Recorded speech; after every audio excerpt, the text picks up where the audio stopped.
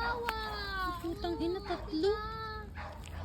Tatlo ata yan. Tatlo nga. Ala, kawawa naman. Malapit. So nakakita kami ng mga kuting na inabandon sa maleta. Yan sila oh.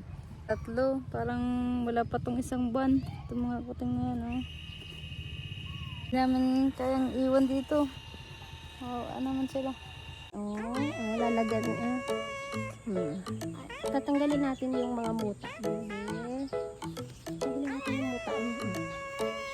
Oh, it's okay. It's okay. Oh, it's okay, babe. It's okay. Oh, shush man.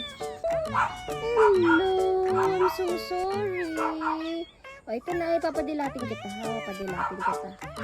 Wait lang ha. Wait lang po, I'm so sorry ha. Nasaktan ikaw. Sorry po.